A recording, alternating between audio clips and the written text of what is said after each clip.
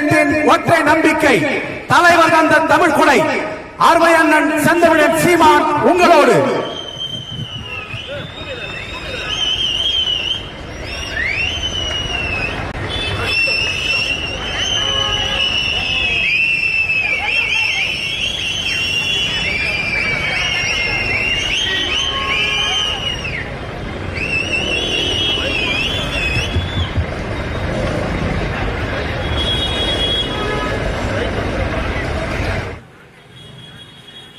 எங்களின்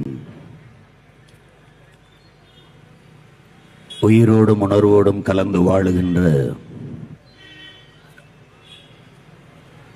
அன்பு உறவுகள் அனைவருக்கும் வணக்கம்.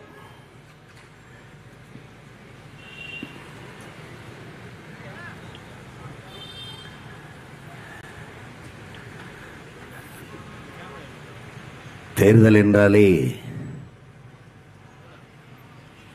ஒரு கட்சி பல கட்சிகளோடு சேர்ந்து கூட்டணி அமைக்க வேண்டும், வாக்குக்கு காசு கொடுக்க வேண்டும், கூட்டம் கூட்டுவதற்கு வருகிற ஒவ்வொருவருக்கும் 200 ரூபாய் கொடுக்க வேண்டும், அப்புறம் குடிக்க சாராயம், சாப்பிட சாப்பாடு, இவையெல்லாம் கொடுக்க வேண்டும். இந்த நிலைக்கு கொண்டு வந்த நிறுத்திய இந்த கட்சி, இந்த ஆட்சியாளர்கள் திரும்பவும் தேர்தல் களத்திலே நிற்கிறார்கள். அறிவார்ந்த என் மக்கள், கற்றறிந்த பெருமக்கள், இந்த ஊழல் லஞ்சம் ஒழிந்த ஒரு நாடு, பசிவஞ்சம் இல்லாத ஒரு நாடு, ஏழ்மை வறுமை இல்லாத ஒரு நாடு,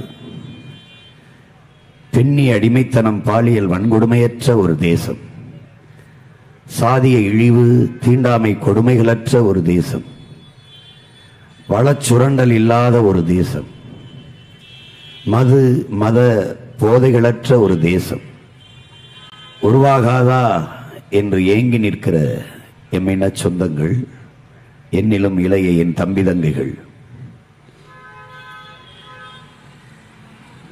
இப்படி ஒரு தேசத்தை யார் உருவாக்குவது? எப்படி உருவாகும்? தானாய் எல்லாம் மாறும் என்பது பழைய பொய்யடா, தனி உடைமை கொடுமைகள் தீர புரட்சி செய்யடா என்று நம்முடைய தாத்தா பட்டுக்கோட்டை கல்யாண சுந்தரம் நமக்கு பாடி தந்திருப்பது போல, இது எப்படி மாறும்? மாறும் என்று காத்திருப்பதை விட நாம் மாற்றணும்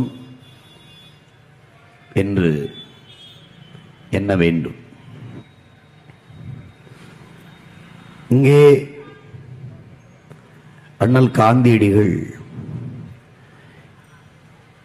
இந்த உலகத்தை எப்படிப்பட்ட மாறுதலுக்கு கொண்டு வர நீ விரும்புகிறாயோ அந்த மாற்றத்தை உன்னிலிருந்து தொடங்கு என்று சொல்கிறார்கள்.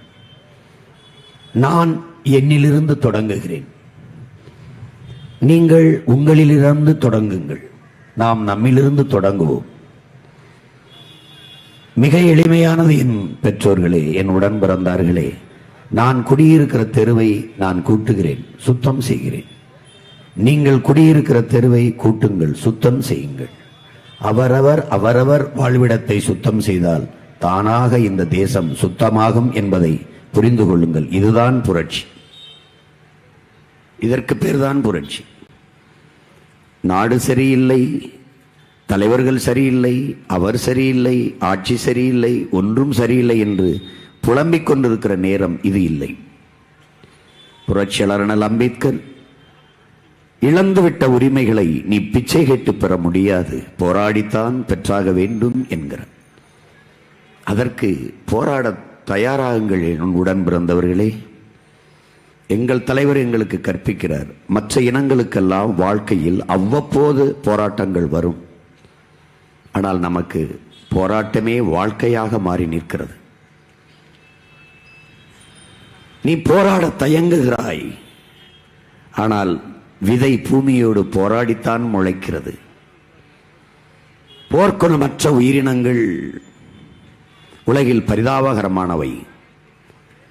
போராட்டமே வாழ்வின் இருத்தலை உறுதி செய்கிறது.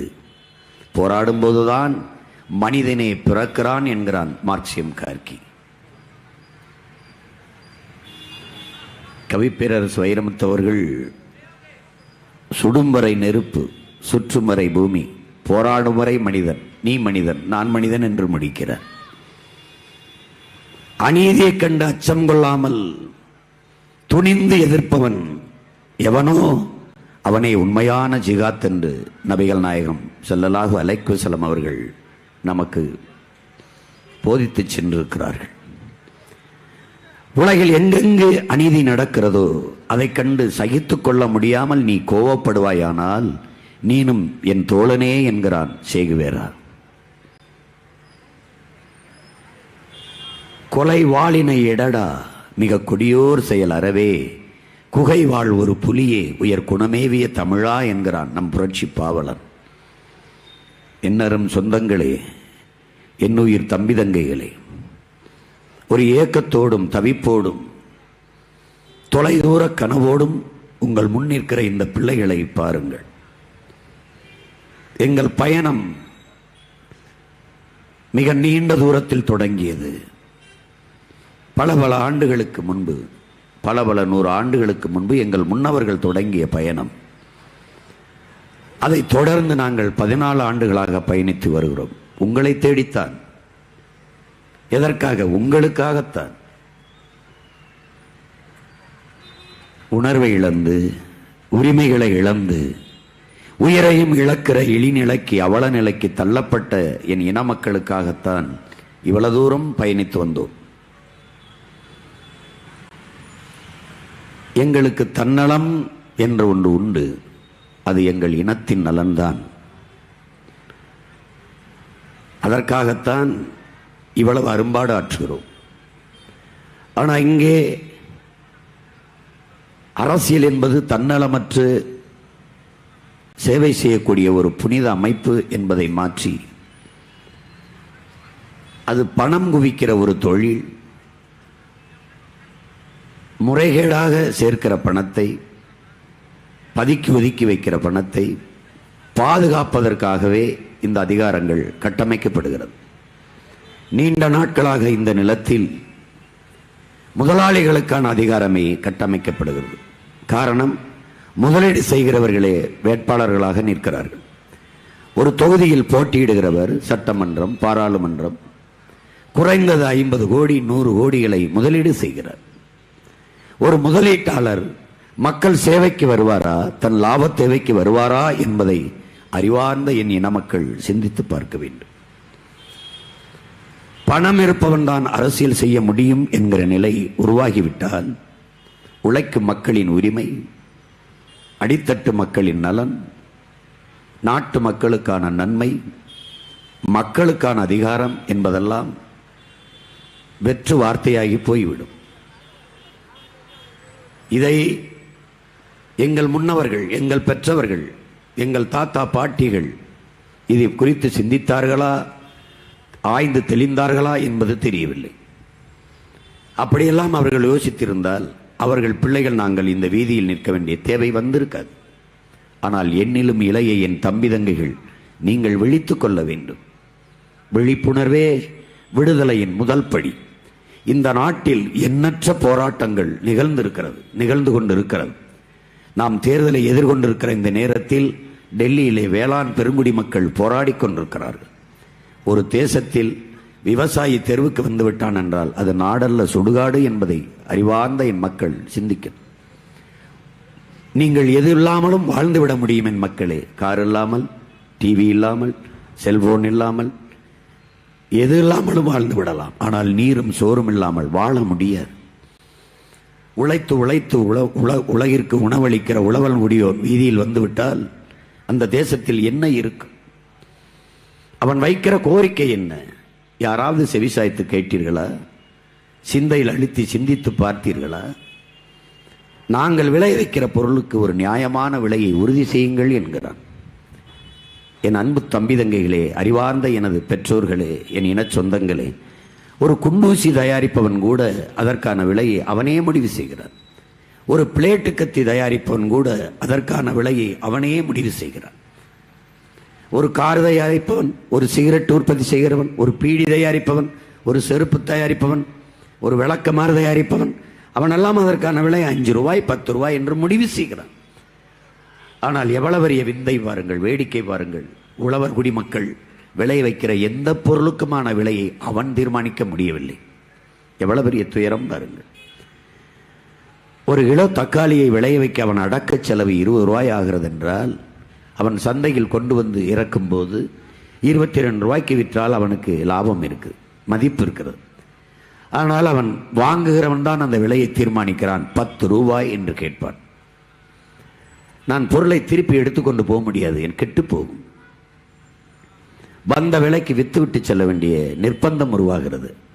10 ரூபாய்க்கு கொடுக்கும்போது பாதியை இழக்கிறான், நட்டம். அவனால் தாங்க முடியாத வழியில் மருந்து கடைக்கு சென்று விஷமருந்தை வாங்கி நேரடியாக எந்த நிலத்தில் தக்காளி விளைந்ததோ அந்த நிலத்திலேயே அந்த விஷத்தை அருந்தி அங்கேயே செத்து விழுகிறான். இந்த நிலையை மாற்ற துடிக்கிற பிள்ளைகள் தான் உங்கள் பிள்ளைகள் என்பதை நீங்கள் புரிந்து கொள்ள வேண்டும். இந்த நாங்கள் விளைய வைக்கிற பொருளுக்கு அகவிலையை, ஒரு நியாய விலையை உறுதி செய்து தாருங்கள் என்று கேட்டுத்தான் டெல்லியிலே வேளாண் பெருங்குடி மக்கள். அறிவார்ந்த தம்பி தங்கைகளே, யோசித்து பாருங்கள். ஒரு நாட்டில் ஒரு வேளாண் குடிமகன் வாழ்கிறான் வளர்கிறான் என்றால் அந்த நாடு வாழ்கிறது வளர்கிறது.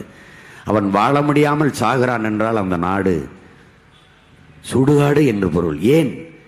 இன்றைக்கு அவன் செத்தது உனக்கு செய்தி, நாளை நீ உணவின்றி சாகப் போகிறாய் என்பதற்கான எச்சரிக்கை, முன்னறிவிப்பு என்பதை நீ உணர்ந்து கொள். இங்கே அறிவை வளர்க்கும் ஆசிரியர் பெருமக்கள் 18-20 ஆண்டுகள் அறிவு கருவறையில் வச்சு நம்மை சுமக்கும் அறிவார்ந்த ஆசிரியர் பெருமக்கள் வீதியிலே நின்று போராடுகிறார்கள். அவர்களுடைய ஓய்வூதியம், பழைய ஓய்வூதியத்தை முடிவு செய்யுங்கள், அதையே தொடருங்கள் என்று, பிறகு பணி நிரந்தரம் செய்யுங்கள் என்று, பிறகு தகுதி தேர்வு எழுதிவிட்டோம், பணி நியமன தேர்வும் எழுதிவிட்டோம், எங்களுக்கு பணி கொடுங்கள் என்று, இடைநிலை ஆசிரியர்கள் நிரந்தர பணியாளராக எங்களை ஆக்குங்கள், நிரந்தர பணியாளர்கள் பெறுகிற சம்பளத்தை சம வேலை நாங்கள் செய்கிறோம், சம ஊதியம் கொடுங்கள் என்று ஆசிரியர் பெருமக்கள் வீதியிலே போராடுகிறார்கள். ஓராண்டு ஈராண்டு அல்ல, 20 ஆண்டுகளுக்கு மேலாக வீதியில் நிற்கிறார்கள். ஆழ்ந்து சிந்தித்து பாருங்கள். அறிவை வளர்க்கும் ஆசிரியர் பெருமக்கள் ரோட்டுக்கு வந்து விட்டால் அது நாடா சுடுகாடா என்று யோசிங்க. உயிர் காக்கும் மருத்துவ பெருமக்கள், கொரோனா நோய் வந்தபோது என் அன்பு தம்பி தங்கைகளே தெய்வமாக தெரிந்தார்கள் மருத்துவர்கள். எந்த தனியார் மருத்துவமனை உன்னை சேர்த்துக் கொண்டது? ஏன்? அவனுக்கு பணம் தான் முக்கியம். அங்கே இருக்கிற நோயாளிக்கு ஒரு கொரோனா நோயாளியை சேர்த்தால் நோய் தொற்றிவிடும் என்று தூர விரட்டி விட்டு ஒருத்தன் கூட சேர்க்க. அரசு மருத்துவமனை அஞ்சாமல் மருத்துவர்கள் எதிர்கொண்டார்கள் நோய் தொற்றை. பல பேர் இறந்தும் போனார்கள். ஒரு பெண் மருத்துவர் எல்லாம் இறந்து போனார்கள். செவிலியர்கள் பற்றவில்லை, அவசர அவசரமாக எடுத்தார்கள். நம் தங்கைகள், நம் அக்காக்கள் பணியில் இணைந்தார்கள் சேவை செய்ய. கொரோனா நோய் தொற்றை கவலைப்படாமல் வந்து பணியாற்றினார்கள். அப்போது அவர்களுக்கு சொன்ன வார்த்தை, உங்களை பணி நிரந்தரம் செய்கிறோம் என்று. கொரோனா நேரத்தில் தெய்வமாக தெரிந்த மருத்துவர்கள், தேவதைகளாக தெரிந்த செவிலியர்கள், ஒவ்வொரு மகளும் அன்னை தெரேசா போல தெரிந்தார்கள். ஆனால் நோய் தொற்று குறைந்த பிறகு இவர்கள் தேவையில்லை என்று உங்களுக்கு தெரிகிறார்கள். செவிலியர்கள், எங்கள் பணியை நிரந்தரம் செய்கிறேன் என்று சொன்னீர்களே, செய்யுங்கள் என்று வீதிக்கு வந்தார்கள். மருத்துவர்கள் ஊதிய உயர்வு கேட்டு வீதியில் நின்று போராடினார்கள். மருத்துவர்கள், செவிலியர்கள் வீதிக்கு. மீனவர்கள் தொடர்ச்சியாக எங்களை கடலுக்குள் மீன்பிடிக்க செல்ல விடாமல் தடுக்கிறார்கள். எப்படிப்பட்ட சட்டங்களை கொண்டு வந்தது தெரியுமா இந்த அரசு?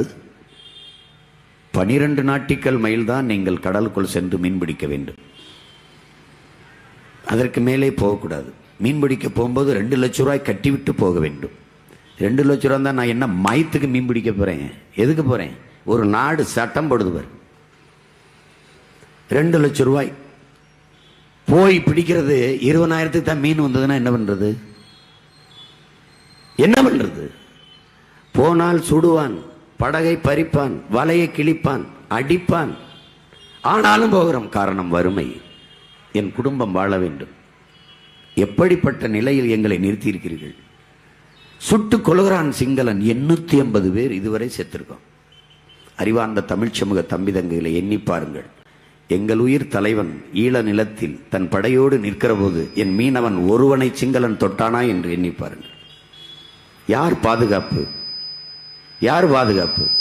வலிமை மிக்க கடற்படை, இந்திய நாட்டின் கடற்படை பாதுகாப்பு பணியை செய்கிறது கடலுக்குள். யாரிடமிருந்து யாரை பாதுகாக்க? உன் சொந்த நாட்டு குடிகளை, மீனவ சொந்தங்களை சிங்கள ராணுவம் சுட்டுக் கொள்கிறது. தடுத்து காத்தது இந்திய ராணுவம் என்று ஒரு செய்தி நீ படித்தாயா? சிறை பிடிக்கும் போது தடுத்து இந்திய ராணுவம் காத்தது. வலையை பறிக்கும் போது, படகை பறிக்கும் போது பாதுகாத்தது என்று 12 பேரை ஒரே சங்கிலியில் போட்டு இழுத்து கொண்டு போனதை நீ பார்த்த பிறகு வாய் திறந்து பேசாத இந்த தலைவர்களுக்கு நீ வாக்கு செலுத்தினால் நீ உண்மையிலே மானமுள்ள மனிதன் தானா? இல்ல மான தமிழச்சி மாறிலே பால் குடித்து வளர்ந்த தமிழ் மகன், தமிழ் பிள்ளை தானா? நீ யோசித்துப்பார். எல்லாத்தையும் மறந்து மறந்து கடந்து போனிலால் நீ சுடுகாட்டில் இறந்து கிடக்கிற பணமா, இல்லை மானமுள்ள தமிழர் இனமா? பிணமாய் இனமா? எப்படி? இத்தனை பேர் செத்து விழுந்தானே, ஒருத்தன் கண்டித்து குரல் எழுப்பியதை பார்த்தது உண்டா? உன் நாட்டு குடிகளை சுட்டுக் கொள்கிறவனுக்கு, இராணுவனுக்கு எதற்கு தரம் மேம்பாட்டு பயிற்சி கொடுத்தாய்? திறன் கூட்டு பயிற்சி எதற்கு அவனுக்கு ஆயுதங்களை கொடுத்தாய்? எதற்கு போர்க்கப்பலை பரிசாக கொடுத்தாய் என்று யாராவது இந்த தலைவர்கள் கேட்டதுண்டா? கேட்டதுண்டா? எப்படி? நான் செத்து விழுந்தேன், என் நெத்தியில் பொட்டு காசு ₹1 நீ கொடுத்ததுண்டா? கள்ளச்சாராயம் குடித்து செத்தால் 10 லட்சம் கொடுத்த இந்த நாடுகள், இந்த அதிகாரங்கள், சுடப்பட்டு செத்த மீனவன் குடிக்கு உதவியது என்ன? நாட்டின் பாதுகாப்புக்கு நின்று செத்து திரும்பி வந்த ராணுவ வீரர்களுக்கு அவர்கள் குடும்பத்துக்கு கொடுத்த ஊக்கத்தொகை இல்லை இந்திய ஒன்றிய அரசு, இல்லை தமிழ்நாடு அரசு? ஒன்றும் இல்லை. இதை அரசு என்று நீ எப்படி கருதுகிறாய்? இதையெல்லாம் ஒரு ஆட்சி என்று எப்படி நீ பார்க்கிறாய்?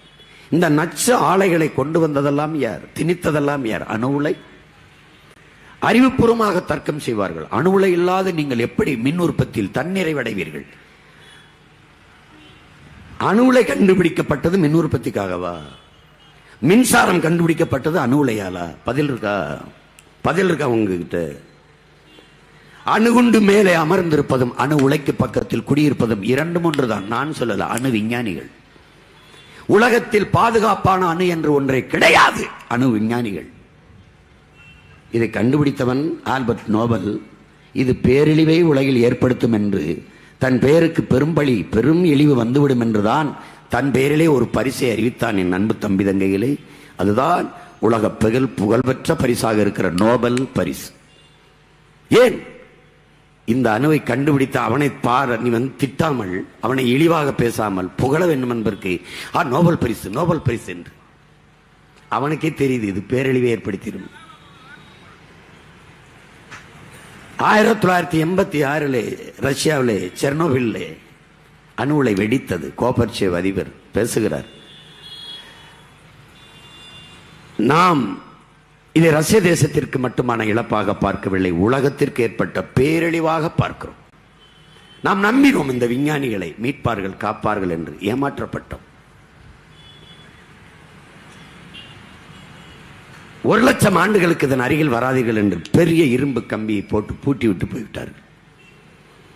போர் நடந்த பிறகு கூட மக்களை மீள் குடியேற்றம் ஏற்றிவிட முடியும். ஆனால் அணு உலை வெடித்தால் அங்கு குடியேற முடியாது.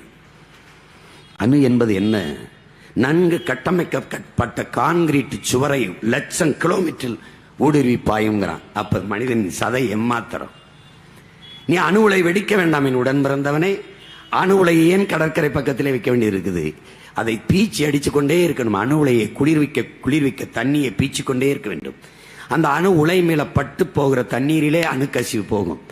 அது தரையில் பட்டு முளைக்கிற புல்லை மாடு சாப்பிட்டால், மாடு கறக்கிற பாலை நெய்யாக எடுத்து வெண்ணெயாக எடுத்து ஒரு கண்ணாடி போத்தலிலே அடைச்சு நடு அறையில் வீட்டுக்குள் வைத்து எல்லா விளக்கையும் அணைச்சு விட்டு கதவை பூட்டி விட்டால் பளிச்சென்று பகல் போல் எரியுங்கிற. எப்படி இருக்கிறது பார். இதை கடலுக்குள் விட்டால் உள்ளே வாழ்கிற உயிரினங்கள் பலாயிரக்கணக்கான மீன் செத்து பெசன் நகரில் கதவு ஒதுங்கிச்சே. ஏன் அது குறித்து பொது விவாதம் எடுக்கல? நூற்றுக்கணக்கான மீன்கள் செத்து கரை ஒதுங்கிச்சே, அதை பத்தி ஏன் பொது விவாதம் எடுக்கல? நீ உணவை உண்கிறாயா? மனிதன் உணவு தேவையில் 33 விழுக்காட்டை கடல் உணவு மீன்கள் நிறைவு செய்கிறது. நீ அதை பத்தி கவலைப்பட்டிருக்கியா? மீனவன் சத்தா உனக்கு என்ன? மீன்கள் சத்து உனக்கு என்ன? கடலுக்குள் மீனின் எண்ணிக்கை விட பிளாஸ்டிக் பாலித்தினுடைய எண்ணிக்கை கூடிக்கொண்டிருக்கிறது. இந்திய நாட்டின் நிலப்பரப்பு எவ்வளவு? இவ்வளவுக்கு குப்பை கடலுக்குள்ளே பிளாஸ்டிக் நெகிழி குப்பை கிடக்கிறது, பாலித்தின் குப்பை. கவலைப்பட்டது உண்டா? நீ எதை பற்றி நீ கவலைப்படுவாய்? கவலைப்பட்டிருந்தால் சூரியனுக்கு ஓட்டு போடுவாயா? கைக்கு ஓட்டு போடுவாயா? தாமரைக்கு ஓட்டு போடுவாயா? இந்த ரெட்டலைக்குத்தான் போடுவாயா? இந்த திருட்டு கூட்டத்தை நீ ஏறிட்டு பார்ப்பாயா? தெருவுக்குள் விடுவாயா? எதை பற்றி நீ கவலைப்பட்டிருக்கிறாய்? எதை பற்றி கவலைப்பட்டிருக்கிறாய்? கவலைப்படுகிறவனையாவது பற்றி கவலைப்பட்டிருக்கிறாயா? 15 ஆண்டுகளாக உன் பின்னாடி சுத்தி சுத்தி கத்தி கத்தி ஓடி வருகிற இந்த பிள்ளையை என்னைக்காவது நீ ஏறிட்டு பார்த்திருக்கிறாயா? எங்களை ஒரு மனிதர்களாவது நீ மதித்திருக்கிறாயா? எதற்கு இப்படி கருத்து தீந்து இந்த வெயிலில கத்தி கொண்டு இருக்க வேண்டும்? ஏன்? உண்மையில் இருக்கிற பேரன்பு. ஆவேசமாக பேசுகிறார்கள், கோபமாக பேசுகிறார்கள். உண்மையில் இருக்க காதல் தான், அன்புதான். உண்மையில் இருக்கிற அடர்த்தியான அன்பே எங்கள் ஆவேசத்திற்கு காரணம். பேரன்புதான் எங்கள் பெருங்கோபத்திற்கு காரணம். ஸ்டெர்லைட் அந்த ஆலையை கொண்டு வந்தவன் இவன், இங்கே அனுமதித்தவன் இவன்.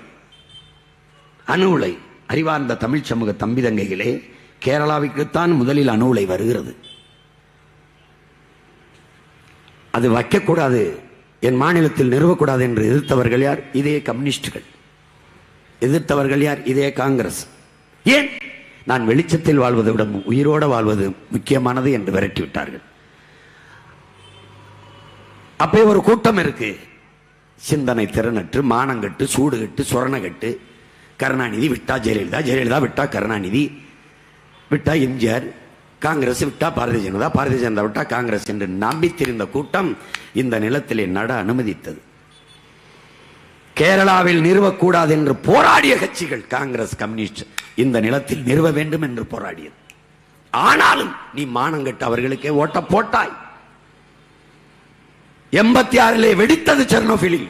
88 என் நாட்டுக்கு அணு உலையை கொடுங்கள் என்று ஒப்பந்தம் போட்ட பெருந்தலைவர் தான் ராஜீவ் காந்தி.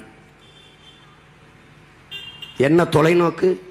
ரஷ்யாவில் ஏற்பட்ட வெடிப்பு என் நிலத்தில் ஏற்பட்டால் என்று சிந்திக்காத தலைவனை தூக்கி திரிகிற நீ, உன் ஓட்டு எனக்கு எதுக்கு? போட்டா போடு, போலேனா போ. ஆனால் நான் உன்னோடு பிறந்து விட்டேன், அதற்காக நான் போராடுகிறேன். என் தலைவன் எனக்கு கற்பித்தான். நம்ம இனத்திற்கென்று வரலாறு கிடையாது, இலக்கிய சான்றுகள் தான். பெருவுடையார் கோயில் என் பாட்டன் அருண்மொழி ஆண்டான் காட்டுகிறது. கல்லணை எங்கள் பாட்டன் கரிகாலன் ஆண்டான் காட்டுகிறது.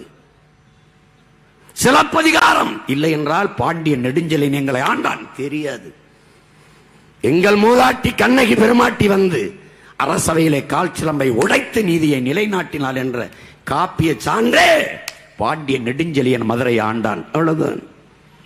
சேரன் செங்குட்டுவன் கல்லெடுத்து வந்து என் பாட்டிக்கு கண்ணகிக்கு கோயில் கட்டினான். அதே சிலப்பதிகார இலக்கிய சான்று. வரலாறு இல்லை. வரலாற்றில் புறக்கணிக்கப்பட்ட இனத்தின் மக்கள். ஆனால் அம்பேத்கர் சொல்கிறார், நிராகரிக்கப்பட்ட புறக்கணிக்கப்பட்ட இனத்தின் மக்கள் ஒரு நாள் தங்களுக்கான வரலாறை தாங்களே எழுதுவார்கள் என்று சொல்கிறார்.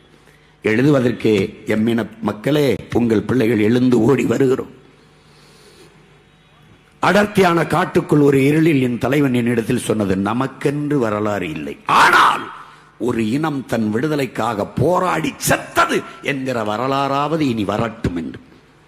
அப்படித்தான் இந்த பிள்ளைகள் எங்கள் இனத்தின் உரிமையை மீட்க, காக்க, என் நிலத்தின் வளத்தை பாதுகாக்க, என்னரும் தம்பி தங்கைகளின் எதிர்காலத்தை பாதுகாக்க நாங்கள் கத்தி கத்தி செத்தோம் என்ற வரலாறாவது இந்த நிலத்தில் பதிவாகட்டும். உன் மீது அக்கறை கொண்டு பேசுகிற ஒரு அரசியல் தலைமையை சொல், ஒரு தலைமையை சொல். 10 ஆண்டுகள் இந்த நாட்டை ஆண்ட ஐயா மோடி இந்த நிலத்திலே ரோடு ஷோ ஒரு காட்சி தான் நடத்துகிறார். நான் 10 ஆண்டுகளில் இவ்வளவு நல்லது செய்தேன். 80 விழுக்காடு தான் கல்வி கற்றிருந்தார்கள் என் நாட்டில் மக்கள். அதை 100 விழுக்காடாக உயர்த்த, கல்வி அறிவற்ற நாடாக உயர்த்த நான் முயற்சித்தேன்.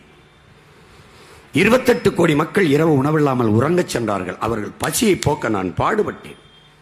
பச்சிளம் குழந்தைகள் பசியோடு படுக்கச் சென்றார்கள். அதை தடுக்க போராடினேன். மின் உற்பத்தி இல்லாமல் எதுவும் இல்லை. மின்சாரம் இல்லாமல் அந்த மின் உற்பத்தியில் தன்னிறைவடைந்து தடையற்ற மின்சாரம் தேசத்தின் குடிகளுக்கு கிடைக்க பாடுபட்டேன். பயணிக்க நல்ல பாதை கொடுக்க முயற்சித்தேன். உலக உயிர்களின் உயிராகாரம் இருக்கிற நீரை விற்பனை செய்யக்கூடாது என்று தடுத்தேன். என் குடிகளுக்கு தூய குடிநீரை விநியோகித்தேன்.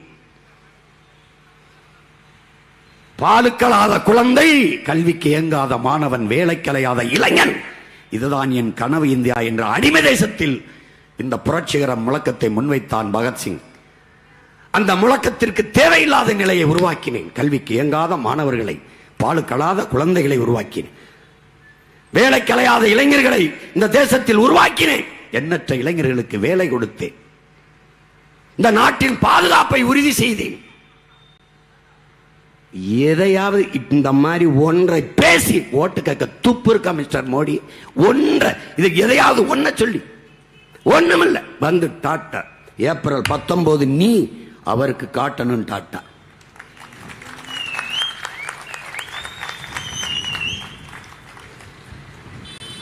எதுக்கு 10 ஆண்டுகள் புதிய இந்தியாவை உருவாக்குற தருணம். இப்ப 10 ஆண்டுகள் என்ன பண்ணிட்டு இருந்தீங்க? எங்க ஆத்தா 10 மாசம் சுமந்த மாதிரி புதிய இந்தியாவை உங்க வயிற்றுல சுமந்துட்டு இருந்தீங்களா? என்ன நடந்தது? நாட்டு மக்களுக்கு நான் இதுவரை சூப்பு கொடுத்துக்கிட்டு இருந்தேன். இனி வந்தா ஸ்ட்ரைட்டா பாய்சன் தான், முடிச்சு விட்டுருவேன், விஷத்தை கொடுத்து கொண்டுருவேன். இன்னும் இந்த சனம் நம்புது.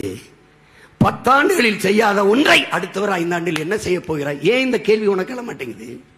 ஏன் எங்களை கேட்கிறது? சீமான் இதற்கு என்ன பதில் சொல்கிறார்? ஒன்றுமே பேசாம இருக்கிறார். ஏதாவது வேரியாய் கத்தி விட்டுருப்பார். இதற்கு ஒன்றும் குரல் கொடுக்கவில்லை. என்னடா எங்க ஆத்தா வாடகைக்கு பெற்று விட்டு நேர்ந்து விட்டுருக்காளடா நீ? நான் கோயில் கலைய ஊர் ஊரா போய் சுற்றி மேஞ்சிட்டு தெரியுறதுக்கு. உங்களை பெத்த மாதிரி தான் என்னையும் பெற்றிருக்கு. ஏன் உனக்கு தொண்டை இல்லை, குரல் இல்லை?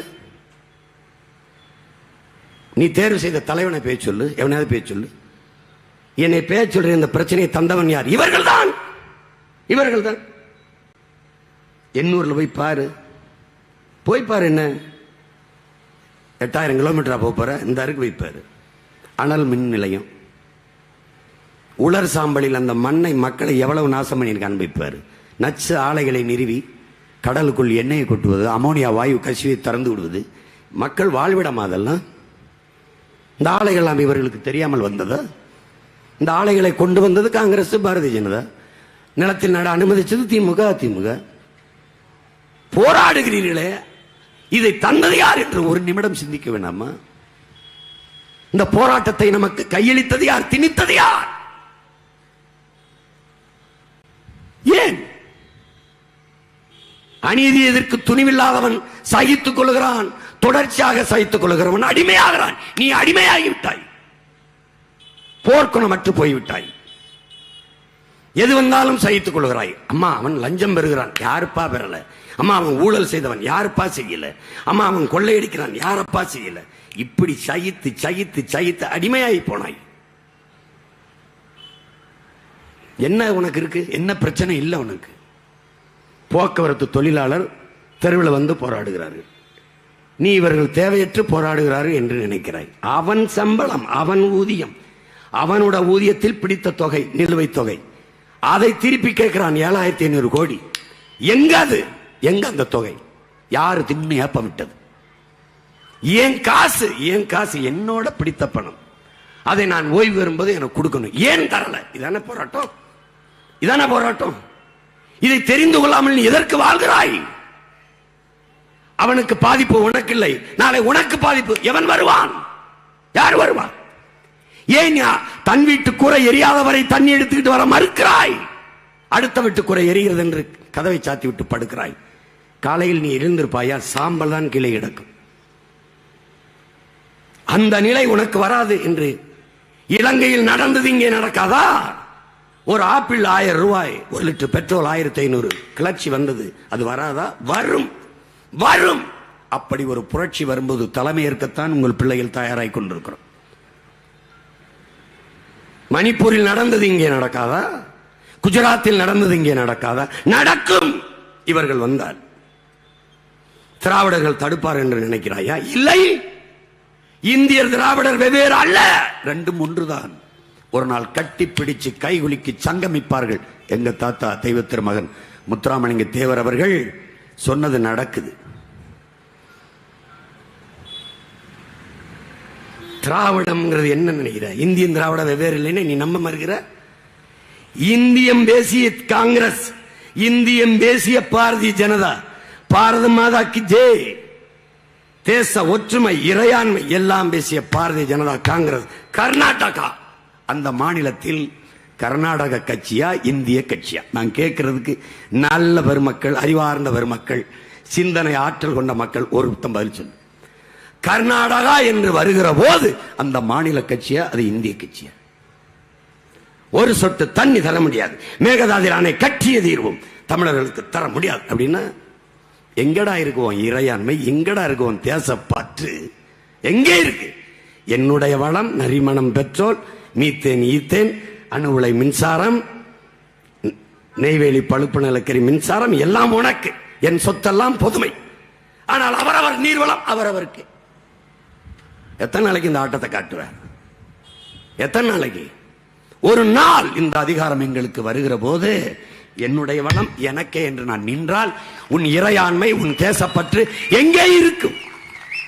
பிரிவினை, தேசத்திற்கு எதிரான சிந்தனையை, பிரிவினையை தூண்டுபவர்கள் யார்? இந்த காங்கிரஸ், இந்த பாரதிய ஜனதா.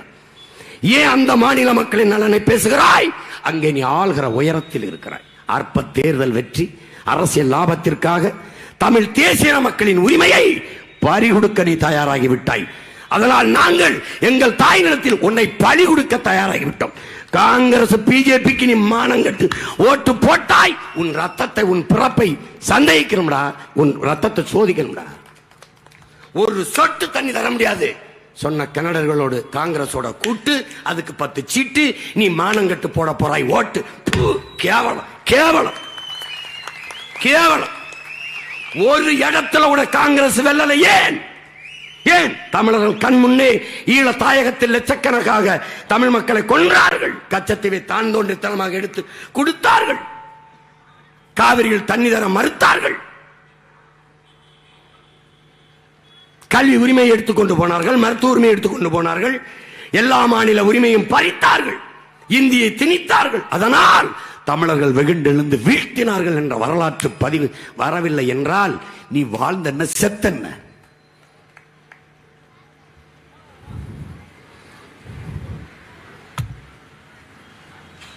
காந்தி சொல்றார், வாயிலிருந்து வார்த்தை எடுத்து பேசாத, அது கேட்பவன் செவி வரைக்கும் தான் செல்லும். இதயத்திலிருந்து எடுத்து பேசு, அதான் செவியை கடந்து சிந்தனைக்குள் போய் செயலாக்கம் பெறுகிறார். நான் இதயத்திலிருந்தும் எடுத்து பேசவில்லை என் உடன் பிறந்தவர்களே, ஈரக்குலையிலிருந்து எடுத்து பேசுகிறேன். 20 நாளாக பேசுகிறேன்.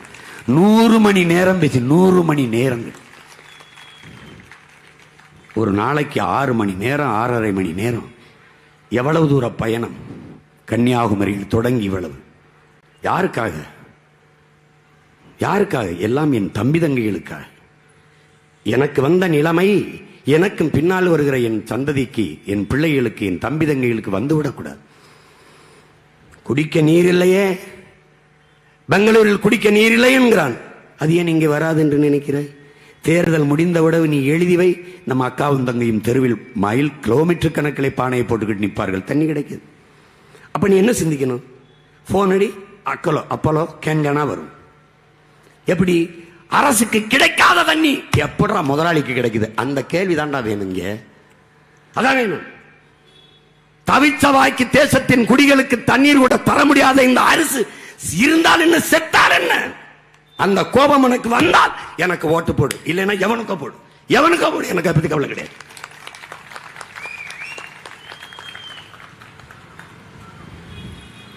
போடு பாரு. கருணாநிதி சமாதி ஒரு தடவை பாரு. கடற்கரையில் இருக்கிற ஜெயலலிதா, எம்ஜிஆர், அண்ணா சமாதி ஒரு தடவை பாரு. நேர போ தஞ்சாவூருக்கு போ, உடையாளூருக்கு போ. உடையாளூர்னு ஒரு ஊருக்கு போ. உலகத்தின் மிகப்பெரிய வல்லரசை நிறுவிய என் பாட்டன் இருக்கான், அருண்மொழி சோழன், அரசனுக்கு அரசன். போய் பார், போய் பாருடா, ஒரு தடவை போய் பாருடா. அண்ணன் சொன்னதுக்கு ஆவாது போடா, தயவு செய்து போடா, போய் பாருடா. அவ்வளவு பெரிய கோயிலை கட்டிய என் பாட்டனை போய் பார். உன் இனப்பெருமையை போய் பாருடா. ஒரு கிழிஞ்ச ஓலை குடிசையில ஒரு சிவலிங்க வடிவில் சாஞ்ச கிடக்கிறானடா. நாதியற்று போனமாடா நம்ம. ஏன் இவர்கள் சமாதி கட்ட மாட்டார்கள்? இவர்கள் சமாதி ஆகிவிடுவார்கள் என்ற அச்சம். உன் பரம்பரை பெருமையும் வரலாற்று சுவடுகளை மறைப்பார்களடா. எங்கும் கருணாநிதி, எதிலும் கருணாநிதி. கையெடுத்து கெஞ்சி கேட்டேன், டாஸ்மார்க்கு வச்சு விடுங்க. கருணாநிதி படிப்பகம் கட்டிய நீங்கள் ஏன் கருணாநிதி குடிப்பகம் தொடங்க மாட்டேங்கிறீங்க? அதுக்கு அவர் பேரை வைத்தால் என்ன? அதான் அவருக்கு பொருத்தம்.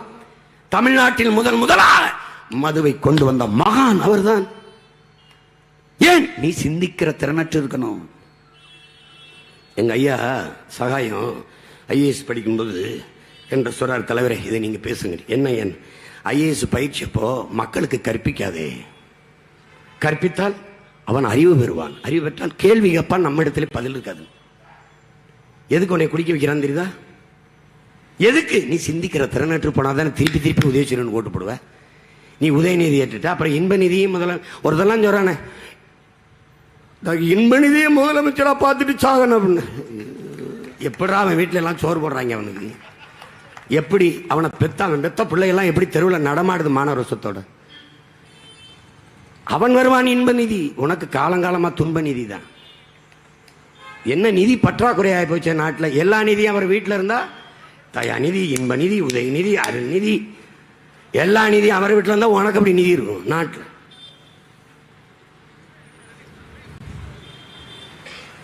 சிந்திக்கணும். சிந்தித்தால் சந்தேகம் வரும். சந்தேகம் வந்தால் ஏன், எதற்கு, எப்படி என்ற கேள்வி வரும். கேள்விதான் அறிவின் பிறப்பிடம். நீ என்னைக்கு கேள்வி கேட்டிருக்க? இருந்துட்டோம் திமுகவில், இருந்துட்டோம் அதிமுக, இருந்துட்டோம் பிஜேபி. மதம் மதம் என் மதம், என் ஜாதி, என் ஜாதி. கரும சாதி மதம் பேசிட்டே மண்ணள்ளி வித்துட்டான். 32,000 செத்துருச்சு. நீ சாதியை காப்பாத்திக்கிட்டே, சாதியை காப்பாத்திக்கிட்டே. மதம் பேசிக்கொண்டே இரு, மதம் மதம் பேசிக்கொண்டே இரு. மலையப்புறம் எடுத்து தின்ட்டான். மயிர் நாடா வாழ்வ, மலை மணல் இல்லாம. மழை இல்லை என்றால் மழை ஏது? மழை இல்லை என்றால் நீர் ஏது? நீர் இல்லை என்றால் நிலம் ஏது? வளம் ஏது? உனக்கு உணவு ஏது? நீ வாழ்வது ஏது? தெரியாதா உனக்கு? மழை இல்லாத நிலம் பாலைவனம் ஆகிவிடும் என்கிற அடிப்படை அறிவு கூட உனக்கு இல்லையா? இல்லையா? ஒரு தனி ஒரு அயோக்கியன் வெட்டுனா தடுக்கலாம். அரசே வெட்டுதடா, அரசே அள்ளி திங்குதே, அரசே அள்ளி விக்குதே. என்ன செய்வாய்? உன்னால் உருவாக்க முடியாத ஒன்றை உனக்கு அளிக்கிற உரிமை யார் கொடுத்ததுன்னு ஈஎப் சுமாசர் கேட்கிறானே. நீ படி, சிறியதே அழகு, சின்ன புத்தகம் தான். மரத்தை வெட்டினா நட்டு வளர்த்துருவ, நீரை உறிஞ்சி வித்தா தேக்கி வச்சிருவ. மலைய மணல் எப்படி உருவாக்குவ? எப்படி உருவாக்குவ? நீ அவனுக்கே ஓடு போட்ட, மறுபடியும் போடு. உதயசூரியனுக்கு போடு, ரெட்டலைக்கு போடு, கைக்கு போடு, தாமரைக்கு போடு, போடு போடு. போட்டு நேரம் வீட்டுக்கு வா, எங்களெல்லாம் தூக்கி சுடுகாட்டில் போட்டுரு. போடு. இப்போ ரோட்டில் போட்டிருக்க, இன்னொரு தடவை போட்டு சுடுகாட்டில் போட்டு நிம்மதியா இரு. குடு, நாட்டு அவங்க கிட்டே கொடு. இந்த ஆத்து மணல் கொள்ளையை பற்றி இந்த கட்சி தலைவர்கள் ஏதாவது கூட்டணி கட்சி பேசினதையும் பார்த்ததுண்டா? மலையை எம்சாண்ட் என்று நொறுக்கி விற்கிறியே, மலையை மணலாக்கிட்டினா மழை பொழிவை எப்படி பெறுவாய்? அது ஏதாவது நீ கேட்கிற, பேசி பார்க்கறியா? நீ பேசி பார்க்கறியா? விவசாயி போராட்டத்தை பற்றி இதுல எந்த கட்சி தலைவராது பேசி பார்க்கறியா? பேசி பார்க்கறியா? ஐயா ஸ்டாலின் மட்டும் பேசுறார். எப்படி பேசுறார்? டெல்லியிலே போராடுகிற விவசாயிகளை தீவிரவாதி போல் மோடி நடத்துகிறார் அப்படின்னு. திருவண்ணாமலையில் மேல்மா சிப்காட்டுக்கு என் விளைநிலத்தை பறிக்காதே என்று போராடின விவசாயம் மேல குண்டாஸ்பேட்ட திராவிட மாடல் தலைவர் 7 பேர் மேலே குண்டாஸ் போட்டு தூக்கி போட்ட இவர், நீங்கள் எப்படி நடத்தினீர்கள் எங்களை? போராடிய விவசாயிகள் மீது குண்டாஸ் போட்ட பெருந்தகை மோடியை குறை சொல்லுகிறார். 100 கேள்விகள் தினமலர்ல பிஜேபி ஐயா ஸ்டாலினுக்கு நான் கேட்ட ஒரு கேள்விக்கு பதில் சொல்ல, அப்ப 100 கேள்வி அவரை பார்த்துக்கேன். பணம் செல்லாது என்று சொன்னபோது நீங்கள் சொல்லிய காரணங்கள் என்னென்ன? என்னென்ன? தீவிரவாதம் ஒளிந்துவிடும், ஒளிந்துவிடும். கருப்பணம் ஒளிந்துவிடும், ஒளிந்துவிடும். ஊழல் லஞ்சம் ஒளிந்துவிடும். ஒளிந்ததா? ஒளிந்ததென்றால் எதற்கு எல்லார் வீட்டிலும் வருமான வரி சோதனை, அமலாக்கத்துறை சோதனை? இப்ப 4 கோடி எப்படி பிடிச்சீங்க? ஒளிந்ததென்றால் 6650 கோடி தேர்தல் பத்திரத்தின் மூலம் நீங்கள் எப்படி வாங்கினீர்கள்? பயங்கரவாதம் ஒளிந்து விட்டது, அப்புறம் அதற்கு என்ஐஏ. பயங்கரவாதம் ஒழித்து விட்டீர்களே, உங்களுக்கு எதுக்கு பாதுகாப்பு? தம்பி அண்ணாமலைக்கு எதுக்கு பாதுகாப்பு? நாட்டின் முதலமைச்சர் ஐயா ஸ்டாலினுக்கு இல்லாத பாதுகாப்பு தம்பி அண்ணாமலை பெற்றிருக்கிறார். ஏன் பயம்?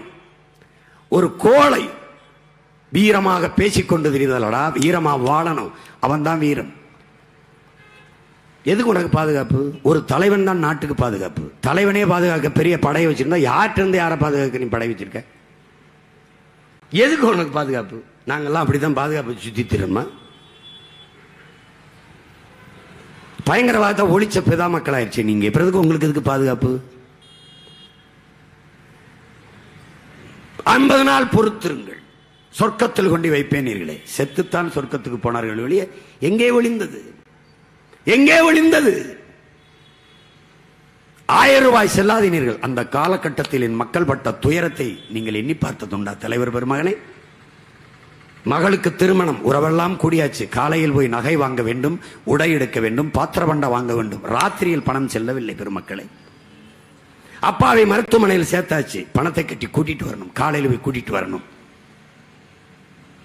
லட்ச ரூபாய் எடுத்து வைத்திருந்தேன், பணம் செல்லலை பெருமக்களே. எவ்வளவு பெரிய பாதிப்பை இந்த நாட்டு மக்களுக்கு தந்தீர்கள். ஒரு வருத்தம், 1000 ரூபாய் செல்லாது என்றீர்கள், 2000 தான் செல்லும் என்றீர்கள். இப்போது 2000 செல்லாது என்கிறீர்கள். ஏன் ஏன் செல்லாது 2000? இப்போ செல்லா காசுகளிடத்தில் நீ அதிகாரத்தை கொடுத்து விட்டு இப்படி சிக்கி தவிக்கிறாய். நீ எத்தனை கேள்வி இந்த பாரதிய ஜனதா கட்சி, அதன் ஆட்சி, அதன் தலைவர் பெருமக்கள்கிட்ட எழுப்புகிறோம். ஒன்றுக்கு பதில் சொல்ல முடியாத நீங்கள் ஐயா ஸ்டாலினுக்கு 100 கேள்வி, ஒரு பக்க விளம்பரம், பல கோடி செலவழிச்சு. கேவலம். மோடி தமிழ்நாட்டில் வந்து, நான் Narendradas Modi prime minister of India 10 years நான் இருந்திருக்கேன். 10 ஆண்டுகளில் பாரத நாட்டின் மக்களுக்கு இவ்வளவு நலத்திட்டங்களை செஞ்சிருக்கேன். அதை சொல்லி ஓட்டு கேட்க துப்பு இல்லை, வக்கு இல்லை. இங்க வந்து எம்ஜிஆர் ஹே, ஜெயலலிதா ஜி ஹே, அதெல்லாம் தெரியுஞ்சிங்க. நீங்க சொல்லி, மோடி சொல்லி எம்ஜிஆர் ஜெயலலிதாவை தெரிய வேண்டிய நிலைமையில தமிழ்நாட்டு மக்கள் ஒன்றும் இல்லையே, ஒன்றும் இல்லையே. அண்ணாமலை அவர்கள் 24 தேர்தலுக்கு பிறகு நாம் தமிழர் கட்சி இருக்காது, 24 தேர்தலுக்கு பிறகு அதிமுக இருக்காது, இப்ப திமுக மட்டும் இருக்கும். அது ஏன் இருக்குது? இந்த கள்ளக்காதல், அவங்க சொல்லுவாங்கல்ல கள்ளக்காதல் கூட்டணி. தலைவாசல் வெளியே வர்றதில்லை, கொள்ளவாசல் வெளியே வர்றது. எல்லாரும் தூங்கின பிறகு கதவை திறந்து விட்டுறது. இந்த அயோக்கிய பயில கூட்டம் இருக்கு. திமுக மட்டும் இருக்கு, எதிர்ப்பதில்லை. ஏன்? இந்தியம் திராவிடம் வெவ்வேறு இல்லை. ஏன்? இந்திய கட்சிகள் மாநிலம் என்று வரும்போது மாநில நலனை பேசும். அது இந்தியம். மாநில நலனுக்காக தொடங்கப்பட்டது என்று பேசுற திராவிடம் இப்போது இந்திய நலனை பேசும். ரெண்டும் ஒண்ணுதான்டா. கர்நாடக தேர்தல், கேரள தேர்தலில் காங்கிரஸ் கேரள நலன் பேசும், கர்நாடக நலன் பேசும் காங்கிரஸ், பாரதிய ஜனதா கம்யூனிஸ்ட். ஆனால் இந்த திமுக, இந்த திராவிட கூட்டம், திருட்டு கூட்டம், மாநில நலன், மாநில உரிமை, மாநில தன்னாட்சி என்று பேசிய இந்த திமுக, இந்தியாவை காப்பாற்ற ஸ்டாலின் அழைக்கிறேன் வாருங்கள். யாரு இவர்? இந்தியத்துக்கு போயிருவாரு, அவர் திராவிடத்துக்கு வந்துருவார். That's all your honour. ரெண்டும் சேம் திங், சேம் பிளட்.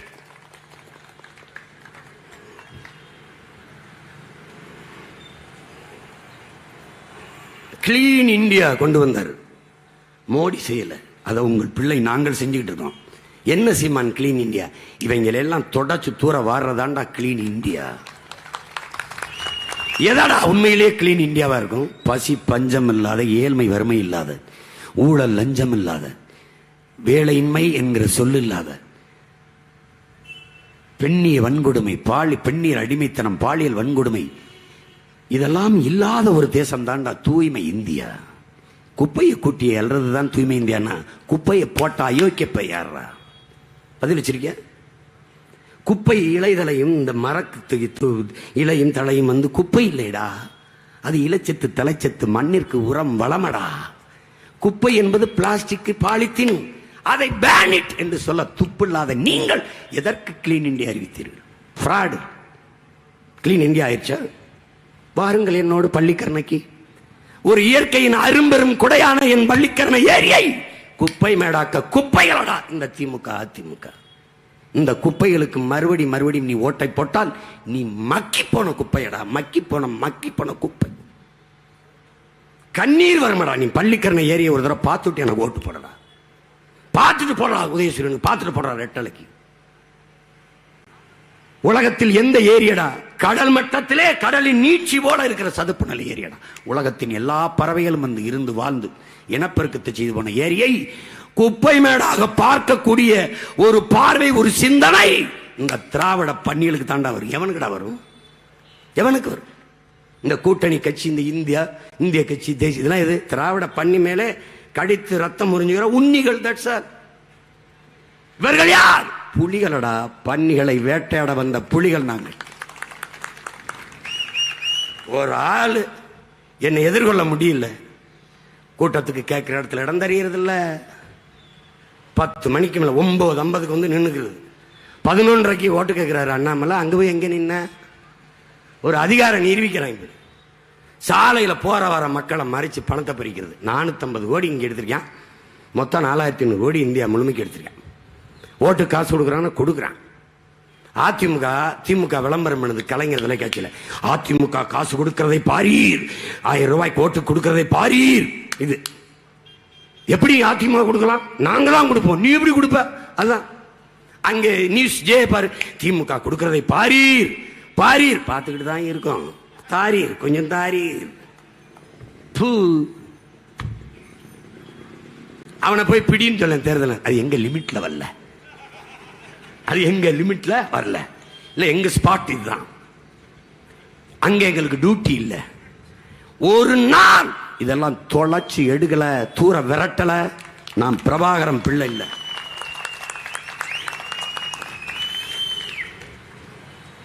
கொள்ளையடிக்கிறதுக்கு துணை போகிற மக்களா நீங்க?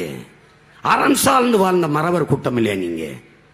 மானமும் வீரமும் அறமும் உயிரென்று வாழ்ந்த இனத்தின் மக்கள் இல்லையா நீங்க? எப்படி இவங்களுக்கு கூட போக முடியுது?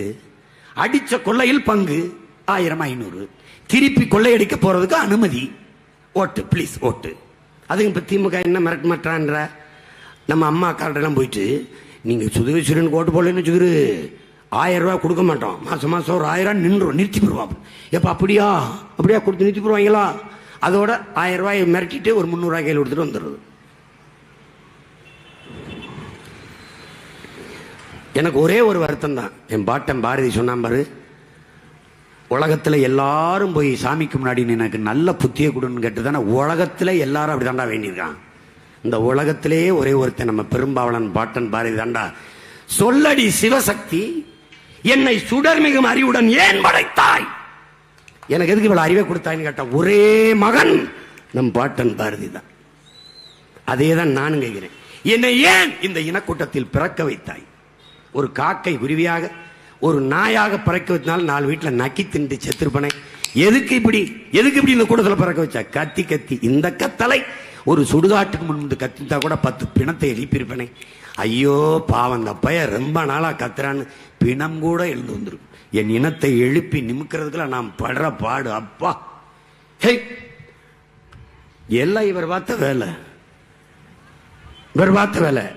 சீனாக்காரன் சொன்னால 36 லட்சம் கோடியை கொடுக்குறேன் பிரபாகரா, உனக்கு நாடையும் கொடுக்குறேன், நீ அதிபராக இருந்த ஆளு. அதுக்கு நான் என்ன செய்யணும்? திரிகோணமலைய ஒரு 25 ஏக்கரை 36 ஆண்டுகளுக்கு லீஸுக்கு கொடு. அறுவாடு இருக்க வேண்டியது என்ன? இவர் மறுத்தாரு. ராஜபக்சே சரின்ட்டான், போயிடுச்சு. ஏன்? அவன் வீரனடா. அவன் யோசிச்சான். அமெரிக்கா கேட்டுச்சு, சீனா கேட்டுச்சு, யோசிச்சான். இது எது செய்தாலும் இந்தியாவுக்கு எதிராக போய்விடும். இந்தியாவை நேசித்தான். இந்தியா என் தலைவனை பகைத்தது. இன்னைக்கு கச்சத்தீவை மீட்க சொல்லு பார்ப்போம். யாரோட போய் யார்கிட்ட போய் இங்கிருந்து மீட்ப? சீனாவோட நீ போரிட்டால் தான் இனி கச்சத்தீவை மீட்க முடியும். ஏன்? சீனாவின் பிடியில் இலங்கை, சீனாவின் இன்னொரு மாகாணம் இலங்கை. எங்க அண்ணன் இருக்கிற வரை சீனா வந்தா நடா உள்ள தெரியாதா யாரு நாங்கன்னு? நாட்டுக்கு பாதுகாப்பு காவல் தெய்வம்டா எங்க அண்ணன். இந்திய பெருநாட்டையை காத்துக்கிட்டு இருந்தவன் அவர். இல்ல இல்ல அமெரிக்க போர்க்கப்பல் துப்பாக்கி ஆயுதங்களோட வந்து தூத்துக்குடியில் நின்றுச்சுரா. வரும்போது தடுத்து பிடிச்சா நீ? ஒரு ரேடார் பார்த்துச்சா? ஒரு ராணுவம் பார்த்துச்சா? கடற்படை ராணுவம் வந்து 3 நாள் நங்குரம் போட்டு நிறுத்திட்டான். அதுக்கப்புறம் நீ என்ன பண்ண? அந்த ராணுவ வீரர்களை கைது பண்ண, கப்பற்படை வீரர்களை. அங்க உன்னுடைய துணை தூதர் தேவயானி கோபரகடையை கைது பண்ணி உள்ள போட்டான். நீ கதர்ன. எங்க அண்ணன் இருக்கும்போது வந்து நின்னுச்சாட அந்த கப்பல். பைத்தியக்காரங்கள, உனக்கு இன்னும் நீ படணும். நான் போதிக்கும் போது புரியாது, உனக்கு பாதிக்கும் போது புரியும். அப்போது என்னை நீ தேடுவாய். தண்ணீர் கிடைக்காமல் பசியில் உணவில்லாமல் தவிக்கும் போது பார்வை பளிச்சென்று தெரியாது, மங்களாக தெரியும். அப்போது பார், இந்த கருகிய முகத்தில் உன் அண்ணன், உன் உடன் பிறந்தவன் உன் முன்னால் தெரிவேன். அன்னைக்கு என்னை தேடுவாய், தேடி தேடி என் சின்னத்திற்கு ஓட்டு போடுவாய். அந்த காலம் ஒரு நாள் உருவாகும். இந்த காசு கொடுத்தவர்களை மான தமிழ் மக்கள் தெருவுக்குள் விடாமல் விளக்கமாறு செருப்பு கொண்டு அடித்து விரட்டினார்கள் என்கிற நிலையை தமிழ் பிள்ளைகள் நாங்கள் உருவாக்குவோம். எப்படி உருவாக்குவாய் சீமான்? ஒரு தலைமுறை தயாராகி கொண்டு வருகிறது. என் அருமை பெற்றோர்களே, அருமை சொந்தங்களே, என்னிலும் இல்லை என் தம்பிகள் புரட்சிகர தீக்குச்சிகளாக பற்றி எரிந்து வருகிறார்கள். என்னை சுற்றி என்னை நேசிக்கிற கூட்டம் பெருகிக் கொண்டு போகிறது. கேம்பெயினை தொடங்கவா, மைக்கை கையில் எடுக்கவா, எல்லாம் பதறிட்டான். 2 வரியில பல பேர் நெஞ்சடிச்சு உட்காந்துட்டான். என்னடா அது? அங்கிட்டு என் தம்பி விஜயாஞ்சினி, அவன் பாடுறது இந்த மைக்கில், ஆனா கையில பிடிச்சிருக்கிறது நம்ம சின்ன மைக்கில். அப்புறம் இங்கிட்டு என் தம்பி ஜிவி பிரகாஷ், அவன் பாடுறது இந்த மைக்கில், கையில பிடிச்சிருக்கிறது நம்ம சின்ன இந்த மைக்கில். என் தம்பி படத்துல வர்றது இந்த மைக்கு, ஆனா அவன் டிசைன்ல போட்டிருக்கிறது நம்ம மைக்கு. என்ன மைக்கு? ஏன்? உலகத்தில் பெரும் பெரும் மாறுதல்களை கொண்டு வந்த புரட்சியாளர்கள் எல்லாம் நின்று பேசியது இந்த மைக்கு முன்னாடிதான். அப்படிப்பட்ட ஒரு மாறுதலை மான தமிழ் மக்கள் தாய் மண்ணில் உருவாக்க வேண்டும் என்பதற்காக என் உயிர் தம்பிகள் என் தோளுக்கு துணையாக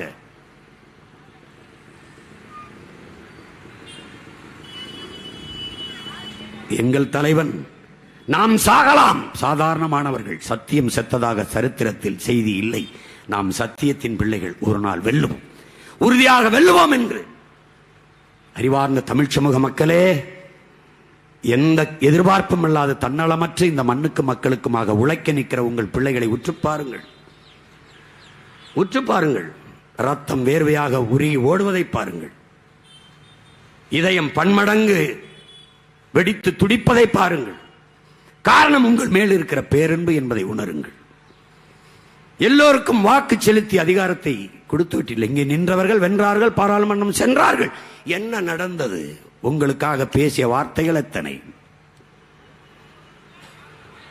நேர்மையாளர்கள், நல்லாட்சி கொடுத்தவர்கள், உங்களுக்காக உழைத்தவர்கள், கலைத்தவர்கள். எதற்காக ஓட்டுக்கு காசு கொடுக்க வேண்டும்? ஒரு தடவை கேள்வி எழுப்புங்கள். அறிவார்ந்த தமிழ் சமூக தம்பி தங்கைகள், நீங்கள் திரளுங்கள், பகை மிரள திரளுங்கள். பாரதிய ஜனதாவுக்கு தாமரைக்கு போட்டு விட்டீர்கள், கைக்கு பலமுறை போட்டு விட்டீர்கள், உதயசூரியனுக்கு பலமுறை போட்டு விட்டீர்கள், ரெட்டலைக்கு போட்டு விட்டீர்கள். எவ்வளவுதான் தகுதியும் திறமையும் இருந்தாலும் வாய்ப்பில்லை என்றால் பயனற்று போகும். என் பிள்ளைகள் ஆக திறமையானவர்கள். நான் பொறுக்கு விதை மரபினன். பொறுக்கி பொறுக்கி என் பிள்ளைகளை நிறுத்தியிருக்கிறேன். ஒரு வாய்ப்பு கொடுங்கள், அவர்கள் திறனை தகுதியை சோதியுங்கள். உங்கள் உரிமைக்காக என் பிள்ளைகள் இந்திய நாடாளுமன்றத்தில் ஓங்கி முழங்குவார்கள். அச்சப்பட மாட்டார்கள், அச்சப்பட மாட்டார்கள்.